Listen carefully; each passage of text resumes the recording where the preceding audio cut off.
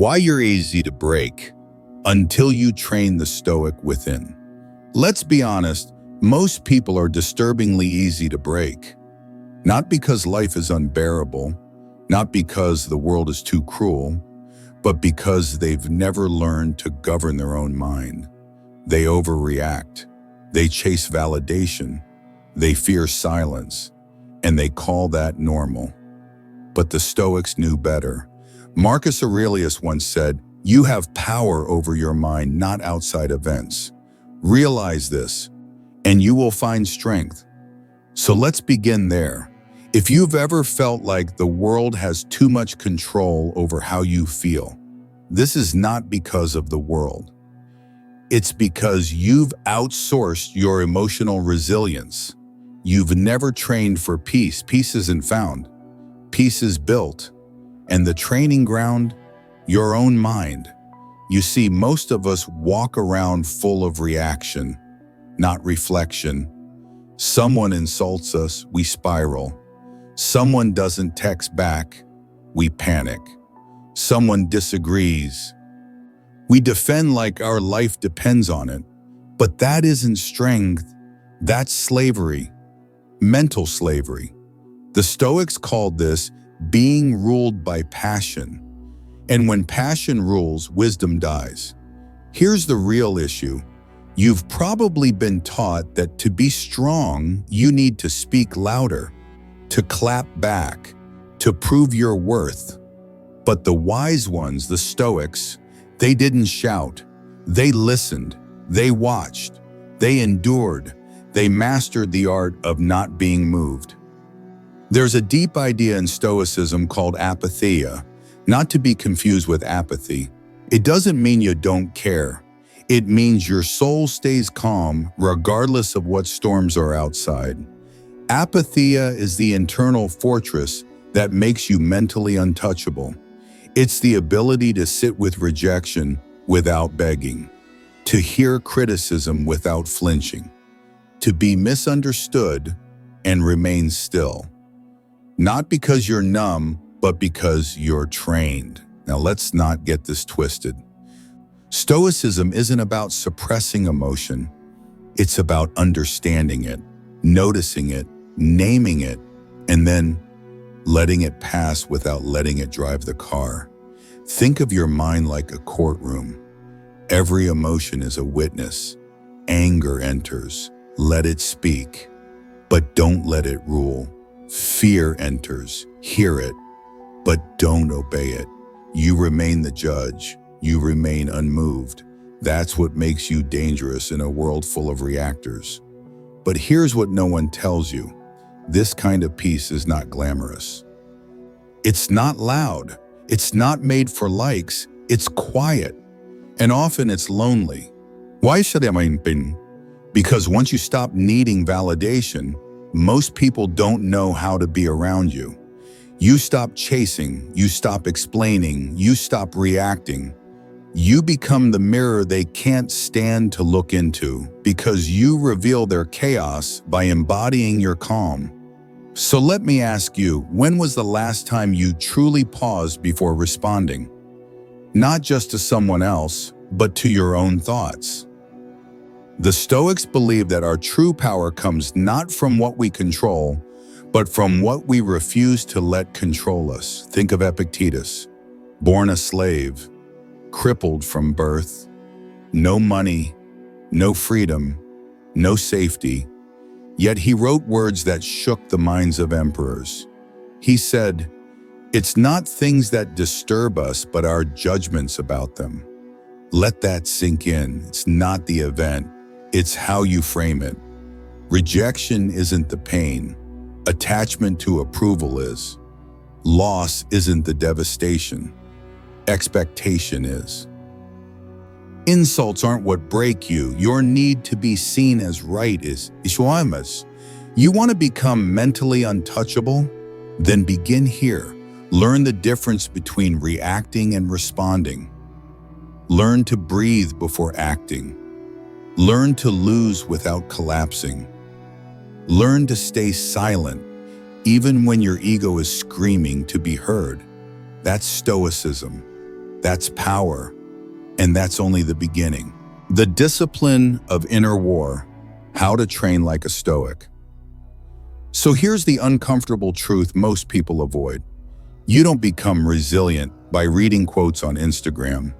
You don't become mentally strong by watching others be calm. And you sure as hell don't become untouchable by just hoping. You train, and not once, but daily. The Stoics believed life itself is a battlefield, but not the battlefield you think. There are no swords, no shields. The real war is fought in silence, inside your own thoughts. Every morning before Marcus Aurelius, the emperor of Rome, dealt with armies, political betrayal, and plagues, he sat alone. He wrote to himself in a journal that no one else would read. Why? To remind himself of this. Today, I will meet people who are meddling, ungrateful, arrogant, dishonest, jealous, and surly. They are this way because they do not know the difference between good and evil. He wasn't complaining. He was preparing. This is inner war, training your mind before the day begins, accepting that hardship will come and choosing not to be surprised by it. You see, mental toughness isn't reacting less, it's anticipating more. It's walking into the world knowing someone will ignore me today. Someone will lie. Someone will disappoint me. And then deciding that your peace will not be moved. It's not about blind positivity. It's about prepared clarity. And while most people wake up reaching for dopamine, scrolling, checking, comparing, the Stoic begins with reflection. Not for show, not for status, but for strength. Journaling, stillness, breathing, perspective. These are not soft habits. These are survival tactics for the spiritually awake. Because if you don't anchor yourself in principle, you will drown in the drama. But here's the part modern society has twisted. We think discipline is a punishment. We think structure is rigidity. We think calmness is weakness. But ask any warrior, mental, emotional, or physical, and they'll tell you without discipline, your talent is noise.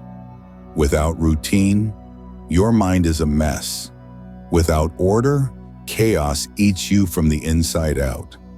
The Stoics didn't just talk about this, they lived it.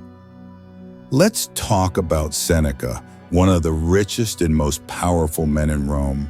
He had everything: money, status, education, influence. But still, he practiced voluntary discomfort. He would sleep on the ground, eat simple meals, wear tattered clothes. Why? Because he never wanted luxury to own him. He trained to lose it before it was taken.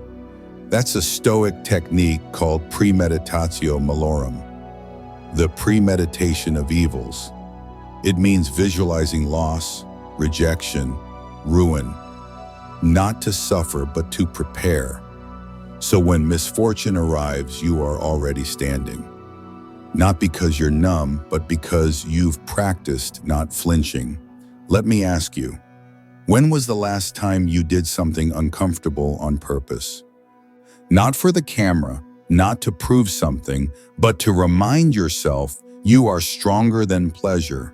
You are more than convenience. You are not owned by comfort. Because comfort, when worshipped, rots the soul. The Stoics knew that a man obsessed with comfort will betray his principles at the first sign of pain. Now I know what you might be thinking. Okay, so should I start sleeping on the floor and fasting all week? No, the goal is not to suffer for suffering's sake. The goal is to train your mind to understand, I don't need this to be okay. That's true freedom. And once you taste that kind of internal clarity, you become rare. You stop flinching when others expect you to break. You stop folding when pressure rises. You stop being a puppet of the external world. But none of this happens by accident. It happens because you've declared war on your weaker self. The part of you that seeks validation. The part of you that avoids difficult conversations. The part of you that wants to be liked more than respected.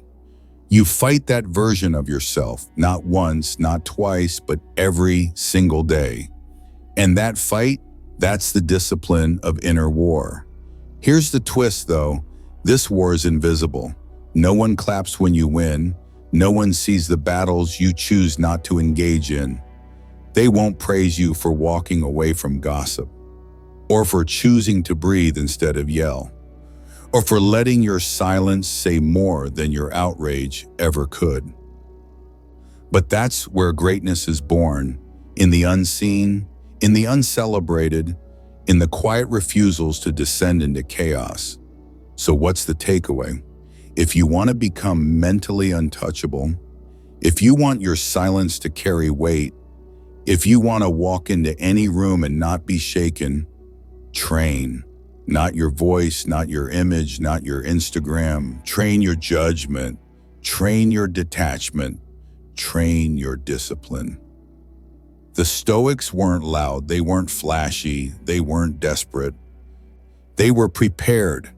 And in a world that profits off your distractions, being prepared is revolutionary. The Stoic edge. How your calmness creates obsession. So here's something strange that most people never talk about. The quieter you become, the more people lean in.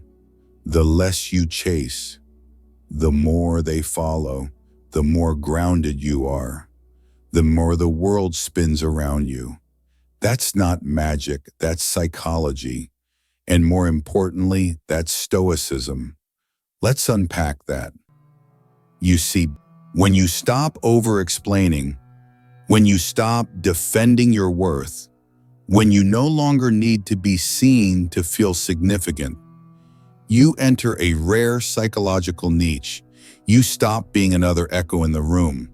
You become the stillness people didn't realize they were starving for. And that silence, it's unsettling because it forces others to confront their own noise. People expect you to flinch, to react, to perform, but when you don't, you disrupt the script. They expected you to beg. You walked away. They expected you to explain. You smiled instead. They expected you to rage. You stayed calm.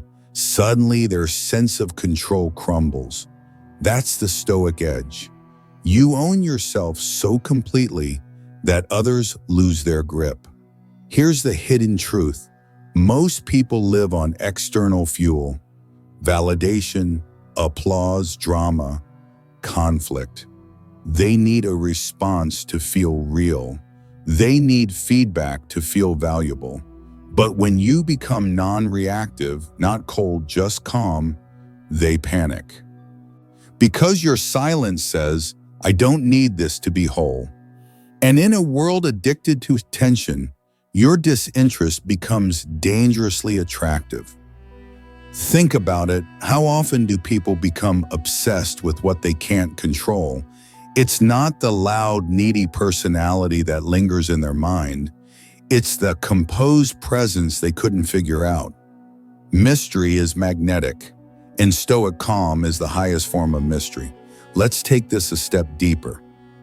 When you embody self-respect, when you carry the aura of I've done the inner work, you become a mirror, and mirrors are dangerous. They reflect the insecurity of others. They expose chaos by simply refusing to participate in it. They don't fight, they reveal. You don't even need to speak. Your energy does all the talking. That's why being calm isn't weak. It's strategy. It's a statement that you are not easily shaken because you've already faced yourself. And when people sense that, they either elevate or they unravel. Some will want to destroy your calmness because it highlights their restlessness. Others will crave it because it's what they've been missing their whole life. Either way, your stillness changes the room. So how do you weaponize calmness? Not to hurt, but to lead. It starts with understanding this. Presence is power, not volume, not persuasion, not dominance, just being fully present, with no need to prove anything. It's rare, it's disruptive, it's unforgettable. Let's recap how to live this. Embrace the power of pause. You don't need to respond to everything. Silence buys you space, and space is where power lives. Let your energy speak. People don't remember your words. They remember how they felt around you. Calmness lingers longer than charm. Be unavailable to chaos. That means no gossip, no petty arguments, no chasing. Let fools exhaust themselves. You stay rooted. Train your reactions. Not to fake peace, but to build it from within. So when the storm hits, you become the eye of it. Here's something Seneca would love. The person who can sit with tension without needing to fix it or flee from it is the person everyone watches. Not because they're allowed, but because they're unshakable. That's influence. That's allure. That's Stoicism in motion. Now be warned, this path will confuse people. Some will call you detached. Some will project their chaos onto your calm. But don't explain. Don't defend. Just stay rooted. Let your silence do what noise never could. Command respect, create mystery, shift dynamics. In the end, remember this. You don't need to raise your voice to raise your value. You don't need to chase to be chosen. You don't need to prove your worth to those who can't even see their own. Your calmness isn't passivity. It's proof you've met your case and made peace with it. So let them talk, let them wonder, let them obsess. While you remain grounded, focused, free,